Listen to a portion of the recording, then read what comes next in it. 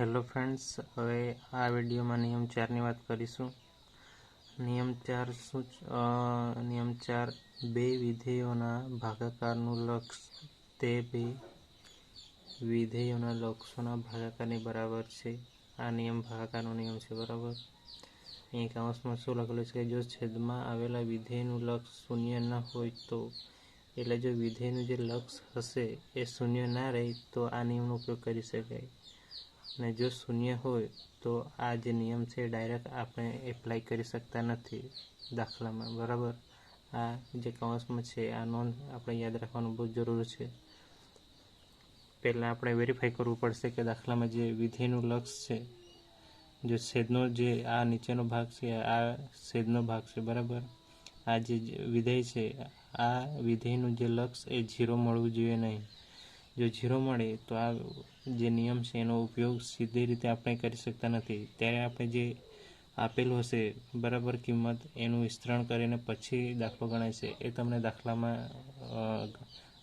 આપણે આગળ ચર્ચા કરીશું એટલે ખબર પડી જશે, બરાબર. તો શું છે કે જ્યાં limit x tends to a જે g ઓફ x છેદમાંનું જે વિધેય છે એ 0 થવું જોઈએ નથી, બરાબર. Is not equal to 0. એનો જે લક્ષ મળશે g ઓફ x નું એ 0 થવું જોઈએ નહીં.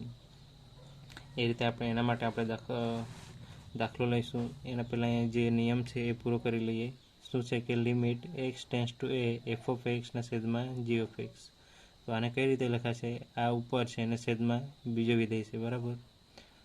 તો એ રીતે limit x tends to a પહેલો વિધેય આ f ઓફ x, બરાબર, આખાના છેદમાં.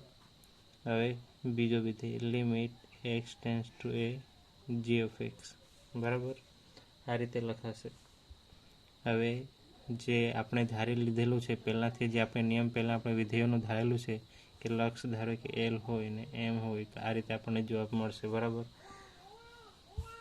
તો એના માટે દાખલો લઈએ.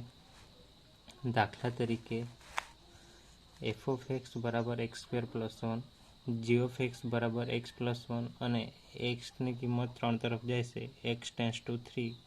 તો આપણે જે લિમિટ xની કિંમત 3 છે, x² પ્લસ 1 છેદમાં x પ્લસ 1 શોધવાનું છે આપણે, બરાબર. તો પહેલાં આપણે શું વેરીફાઈ કરવું પડે કે જે નીચેનું વિધેય છે વિધેયની કિંમત x પ્લસ 1 છે, બરાબર. તો આનું જે લક્ષ મળશે એ કેવું રહેવું જોઈએ? 0 ઇઝ નોટ ઇક્વલ ટુ 0. 0 ના થવું જોઈએ. તો આ નિયમનો ઉપયોગ આપણે સીધી રીતે આ દાખલામાં કરી શકીએ, બરાબર.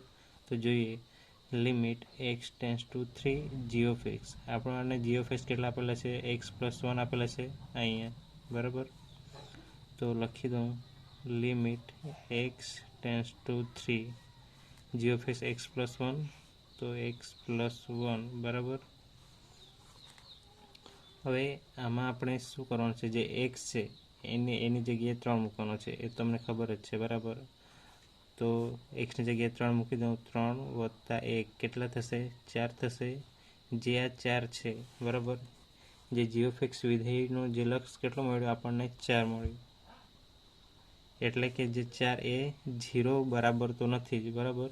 0 કરતાં કંઈ બીજી કિંમત છે, બરાબર. એટલે કે જે વિધેય છે g ઓફ x ને આપણને કિંમત કોઈ મળે છે, આપણને 0 મળતો નથી, કોઈ વેલ્યુ મળે છે. અહીંયા આપણને લક્ષ 4 મળે છે. એટલે આ નિયમનો ઉપયોગ આપણે આ દાખલામાં સીધી રીતે કરી શકીએ, બરાબર. તો g ઓફ x તો આપણને મળી ગયેલું છે 4. અહીં g ઓફ xની કિંમત અહીંયા તમે સમજી શકો છો, બરાબર. આપણે વિધેયનું લક્ષ શોધી શકીએ. એ રીતે limit x tends to 3 f of x છેદમાં g ઓફ x, બરાબર. આપણે પહેલાં આને છૂટું પાડીએ. આ જે લિમિટ છે આ પહેલાં વિધેય આખાના છેદમાં g of x. Limit x tends to 3 f of xની કિંમત કેટલી છે? અહીંયા x² પ્લસ 1 છે, બરાબર. તો લખું x² પ્લસ 1 ભાગાકારનો નિયમ છે, બરાબર. એટલે આખાના છેદમાં થશે. હજુ limit x tends to 3 g of xની કિંમત કેટલી છે? x પ્લસ 1, x પ્લસ 1, બરાબર. હવે આગળ કંઈ કરવાનું નથી. એમાં જે કિંમત છે એ મૂકી આપવાની છે, તો આપણને જવાબ મળી જશે. પણ અહીંયા તમે જોઈ શકો કે શું છે કે x² પ્લસ 1 છે,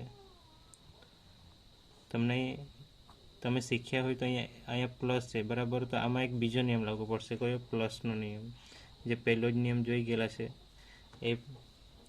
એ નિયમ લાગશે. તો આનું વિસ્તરણ છૂટું શું થશે? તમે આ જે પ્લસનો નિયમ મેં વિડીયો બનાવેલું છે, તમે મારા પ્લે લિસ્ટમાં જોઈ શકો છો બરાબર. તમે જોયા ન હોય તો થશે શું કે અહીંયા લિમિટ પ્લસનો નિયમ છે, પહેલાં આનું છૂટું પડે, આ એલિમેન્ટ આની સાથે આવશે, પછી આ એલિમેન્ટ આની સાથે આવશે બરાબર.